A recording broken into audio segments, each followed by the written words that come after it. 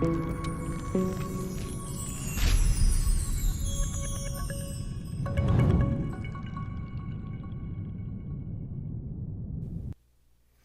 everybody, this is Bill Myers, and I am a Philadelphia author and a Philadelphia attorney.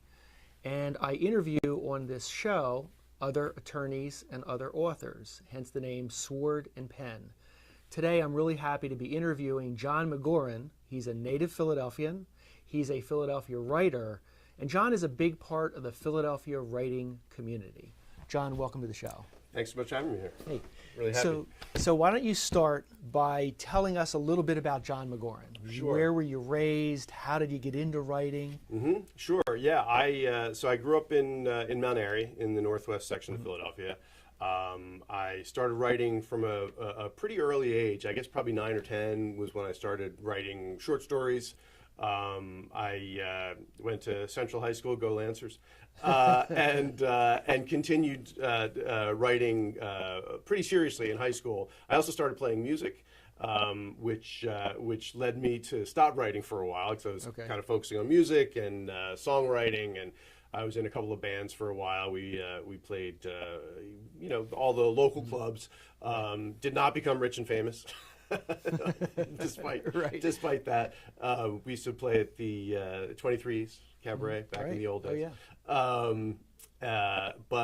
So it didn't become rich and famous. Went back to school, got my degree, started working in a little bit of advertising, some communication stuff.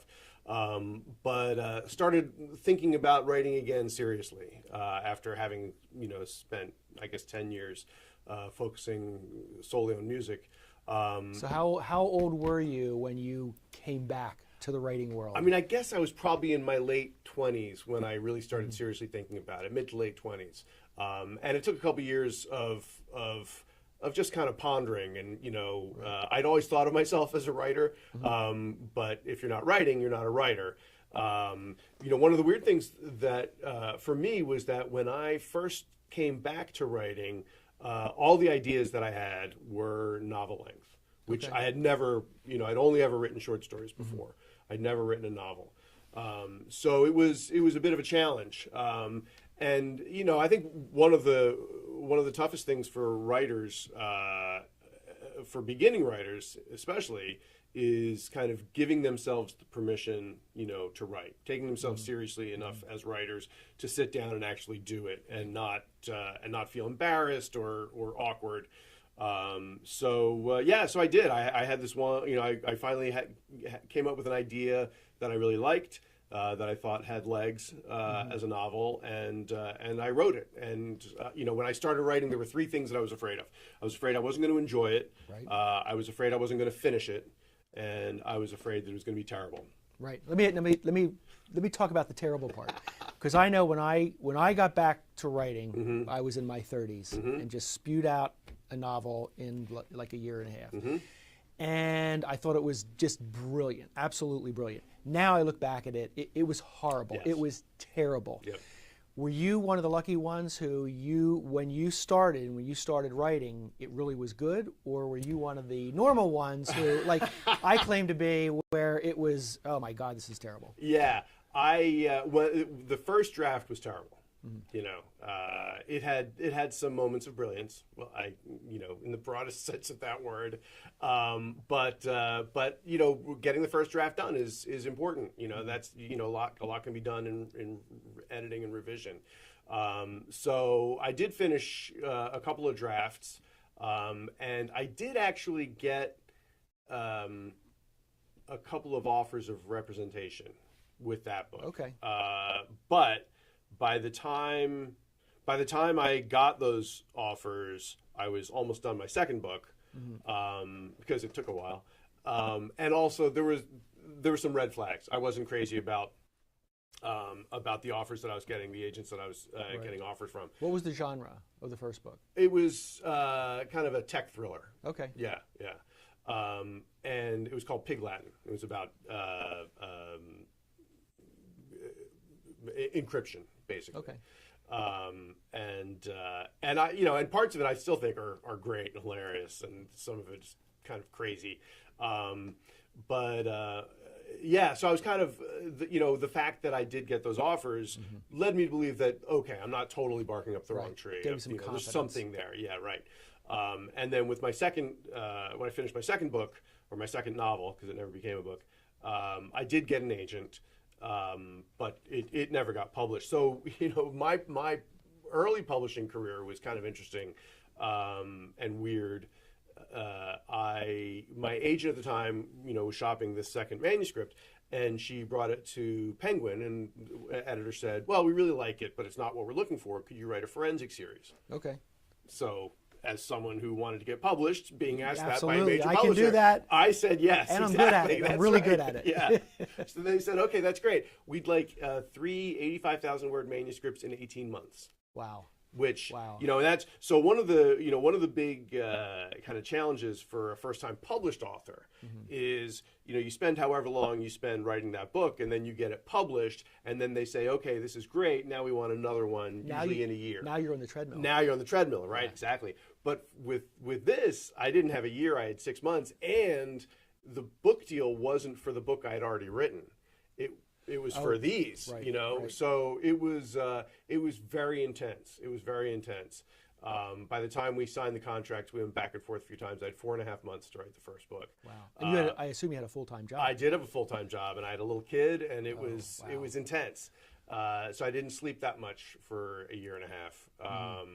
And I'll never. So when I finished the first one, because the timing was so tight, and because when I finished the draft, it was a little bit shorter than I'd expected. I said, "How about 80,000 words for the first one?" And they said, "Sure, that's fine." So when I finished the third draft of it, it was 80,015 words. Okay. So I was like, "Oh, I could find 15 words to cut." So I went in and I edited it down to exactly 80,000 words, and I sent in the manuscript at exactly 80. They said that my editor said that she'd never heard of that happening. So I was pretty pleased with that.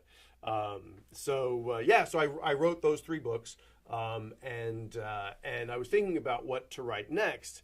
My day job at the time, I was communications director of a nonprofit, a food co-op in Mount Airy called Weaver's Way, where I worked for a long time, and I published a newspaper and did all their PR, and I was writing for some other publications about food and agriculture and those kinds of issues, I was fascinated by the whole world of biotech and biofarming and that sort of thing, kind of splicing food crops to produce pharmaceuticals, and these really powerful technologies that I had some concerns about how they were being handled, and that gave me the idea to write Drift, which was the biotech thrillers. It was Body Trace, Blood Poison, and Freezer Burn, and they're with Berkeley Penguin, and they were under a pen name, D.H. Dublin. Okay. Why did you do that? Well, there was a couple of reasons. One, because it was stylistically somewhat different from the book, the book that they signed me for those books on the basis of, which my agent at the time was very confident we were going to find a home for. So she didn't want there to be any kind of brand confusion. But also because Penguin had pitched the idea to me, they retained some of the subsidiary rights. Right. So there were rights reasons to do it as well. So the next book was Drift. That was the first book under my own name. And I wrote 3 of those for Macmillan, Torforge. And that was Drift, Dead Out, and Dust Up. And then I also wrote a novella called Down to Zero. And that was a lot of fun. I really enjoyed it. I kind of pitched it as Michael Crichton meets Michael Pollan. Oh, okay. So you have 7 books under your belt now, right? 7 published novels? So I have 8 and soon to be 9. Yeah. Okay. Yeah. So, and I want to get into these 2 in a minute, because I think the premise is brilliant. Oh, thank you. But first, I just want to talk about your writing process, because there may be a lot of writers out there, would-be writers. Yeah. How do you write? I get up at 9 o'clock in the morning, I write for an hour, I take an hour break, or are you just, when I have half an hour, I write? Yeah, I mean, that's kind of my native style. My native process is if I'm working on the book, I'm all in. I from back in the day when I was working full time, and I had a full time day job, you have to snatch the time when you can get it. Right. My job at the time, because I published a newspaper, a monthly newspaper, I had this kind of monthly cycle that, Right. for a week and a half, 2 weeks each month, I was incredibly busy. And then, the rest of the time I wasn't as busy. So I would kind of alternate between a couple of weeks focusing on my books to a couple of weeks focusing on the newspaper, and then go back, Right. So I know a lot of writers who are very kind of rigid, that they have to get their word count in every day, or they feel like they're not doing it. I am not like that, and part of the reason is because I'm a big outliner.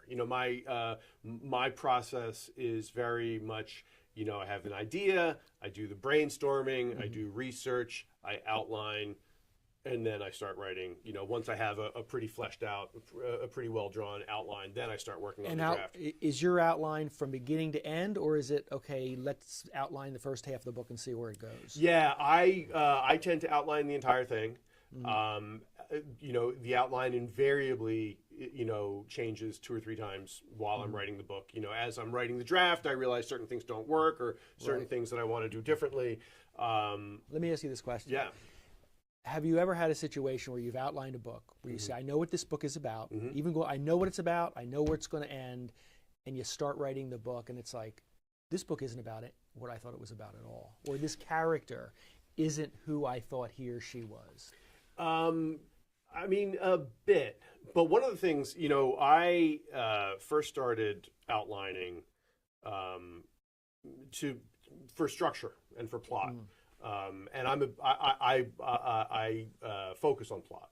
I think I more than, I could never be a literary fiction writer, because I think, I want plot.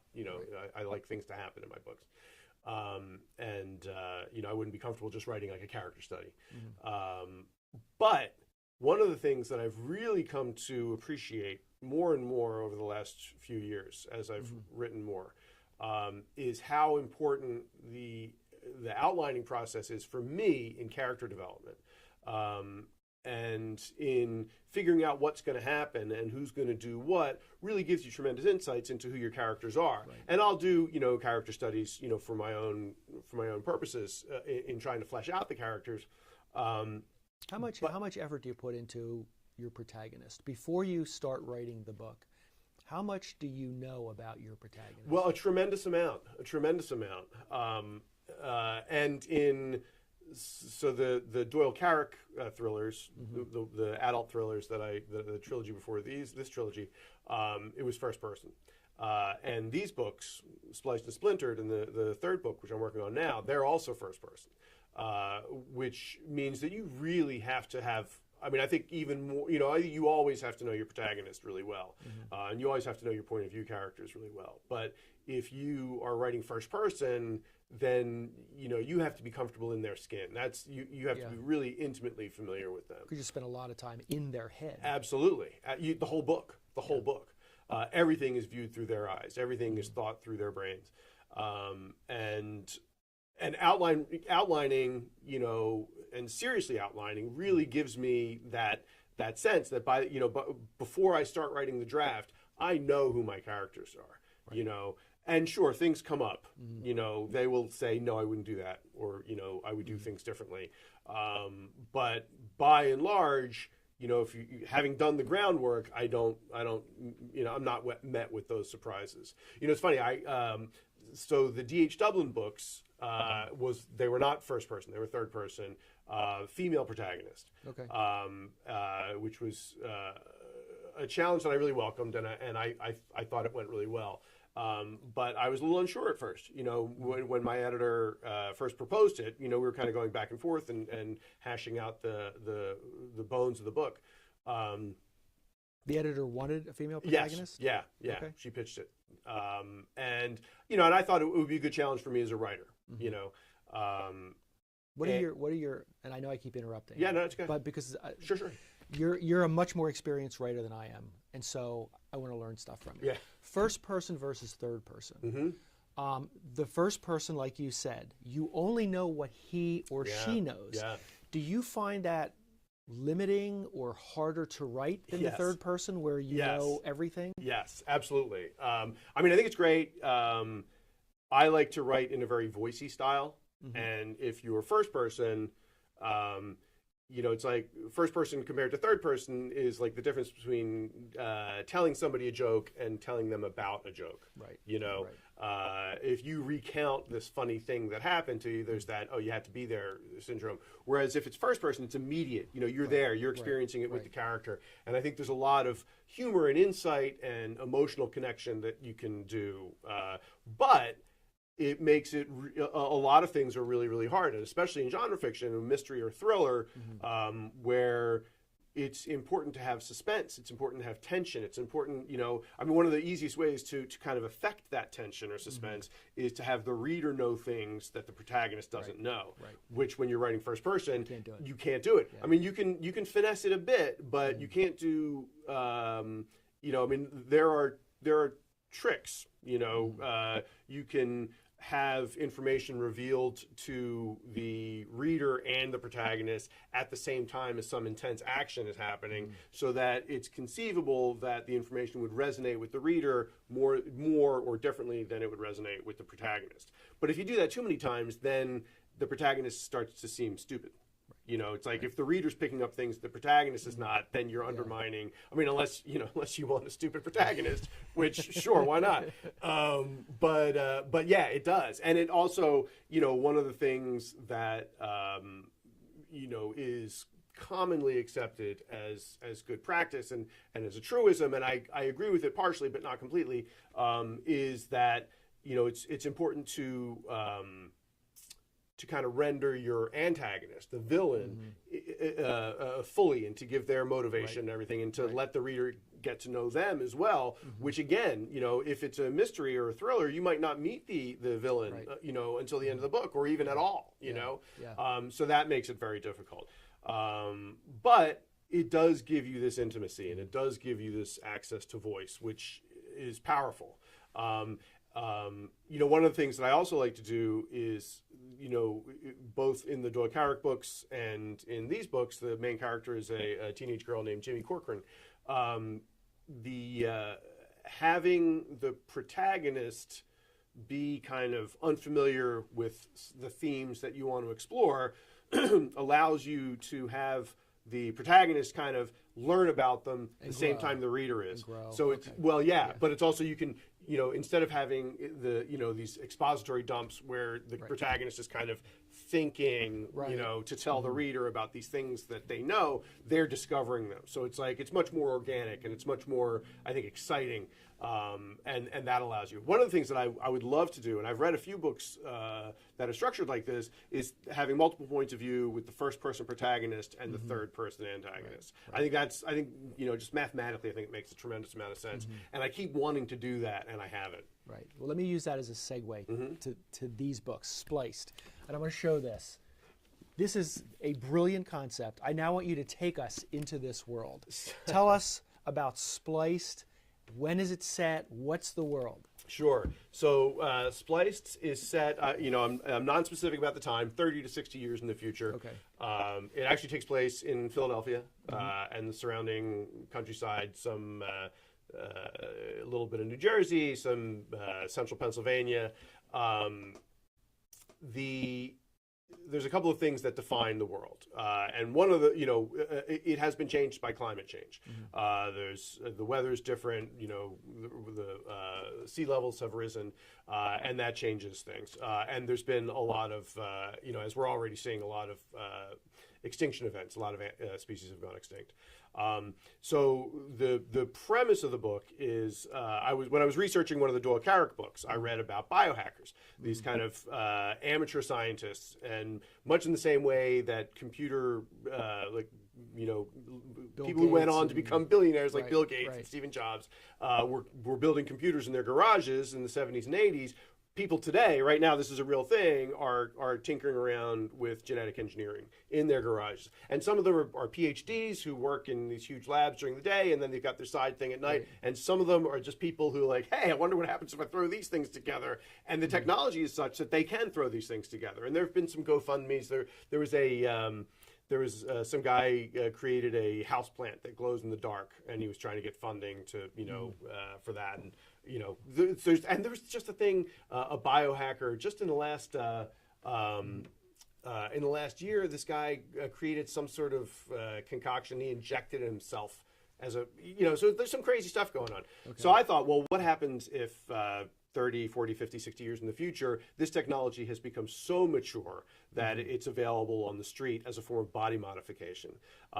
And people are splicing themselves with animal genes, altering themselves in different ways, some more pronounced, more profound than others. So as soon as I had the idea, I knew that if this was available, there would be people who would do it. It took me a while to kind of figure out who and why. And in the book, some of the people are just doing it as a fashion statement or as a form of rebellion. But some of them are doing it for much more kind of profound reasons. When you say body modification, give us an example.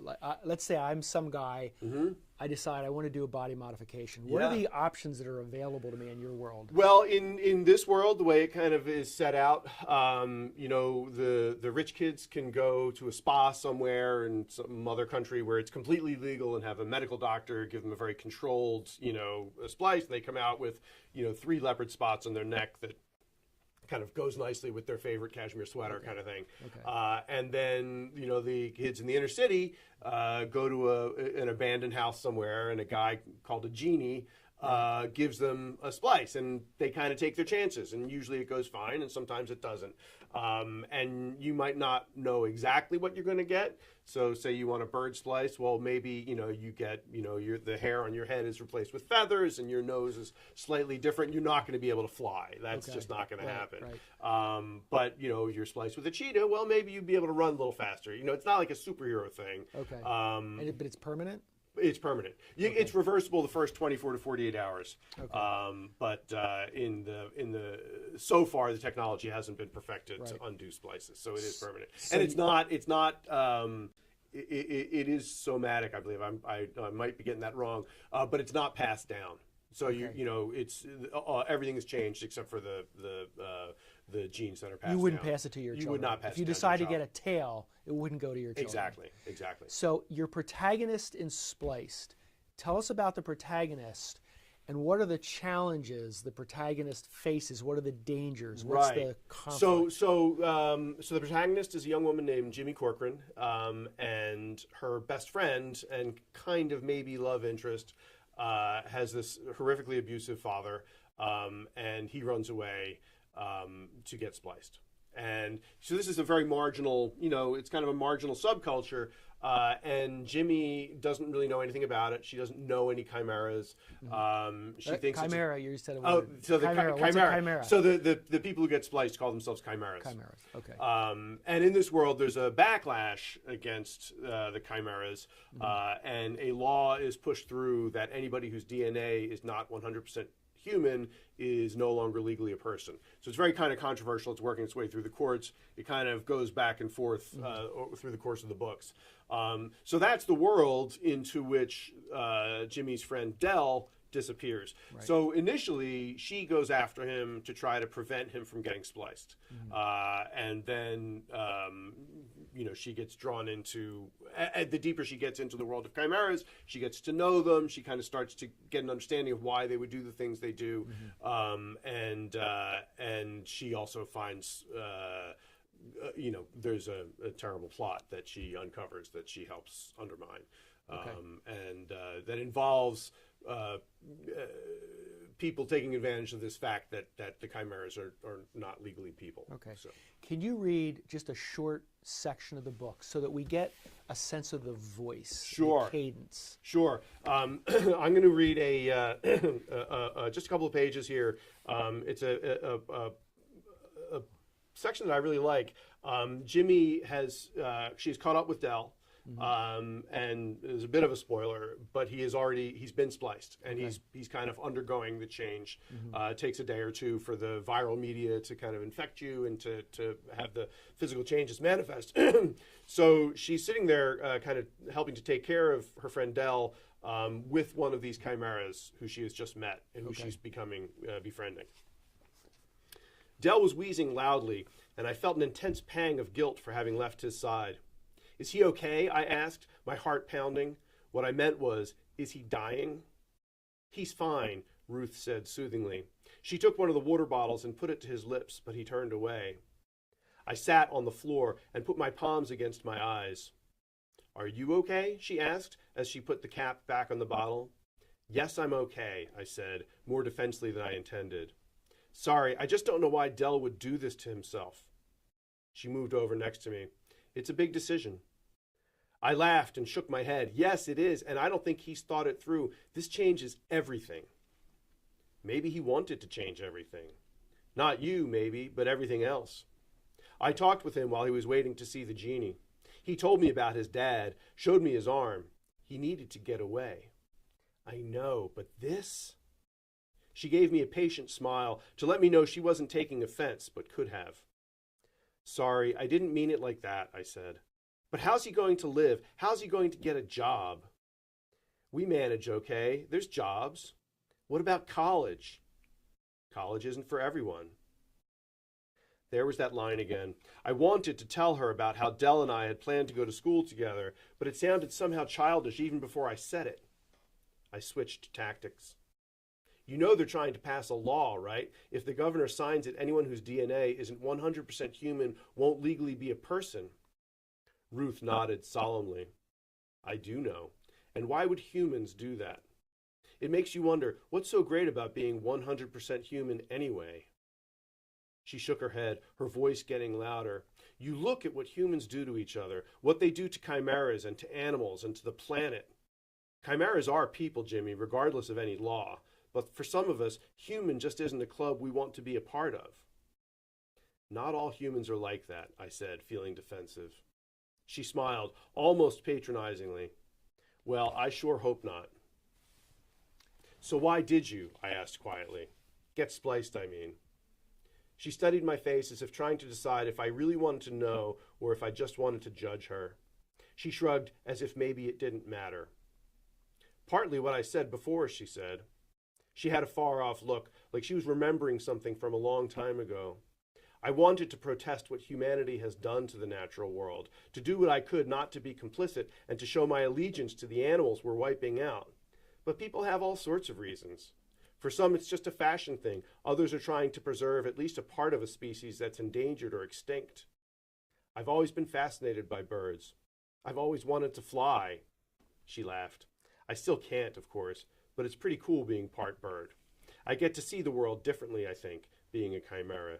It gives me a broader view of how everything is connected. Do you ever wish you hadn't gotten spliced? She shrugged. Sometimes, I guess. Not much. I have a good life. I have friends like Rex and Pell. Pell's my bestie, birds of a feather, you know? I nodded like I knew, but I didn't really. Not anymore. My closest friend, my only friend, was lying on the floor, changing from someone I didn't know as well as I thought into someone I barely knew at all. Wow. I love the themes because they're so topical to everything we are doing to the planet right now. Yeah. And I love the reasons that are talked about, the questioning of our humanity and what we're doing to other species. Those are timeless themes. Let me just take 1 minute because we're running out of time. Sure. And just tell us what happens in Splinter. This is the sequel. Yes. And this is an advanced review copy. Yeah, it just came out. Yep. Right. What's happening in Splintered? So in Splintered, we kind of take off where the events of Spliced leave off. And this comes out May 14th. Basically, Jimmy has kind of gained somewhat of some notoriety from the events of the first book. And partly because of that, things fall into her lap, and she, her good friend Doc Guzman, who's a fixer. Remember, I said that you can kind of get a splice undone in 24 to 48 hours. Well, he's a person who does that, and he is accused of murder in the death of a chimera. and Jimmy goes to a hospital where where this chimera had been treated, and starts to uncover a plot there that is not good. Okay. So, real quick, what's your website if people want to look you up? Yeah, my website, you can go to jonmcgoran.com or spliced.world. It'll take you to the same place. And if you do go to my website, and I hope you do, there's it's kind of goofy, but it's a lot of fun. You can splice yourself. So if you click on the Splice Yourself tab on the website, it takes you to a page where you can upload a picture of yourself, choose whatever animal you want to be spliced with. If you want a 5% splice or a 15% splice, and then it morphs the faces and shows you what you might look like. So there's a couple of bears and a couple of cats and a dog, and they're all kind of delightful. For some reason, the owl is... People love the owl? It's just horrific. It's horrible? It will haunt your nightmares. Something about the spacing of the eyes or something. Okay. Jon McGoran, thank you. This has been an interview with Jon McGoran, native Philadelphian, Philadelphia author, and a big part of the Philadelphia writers community.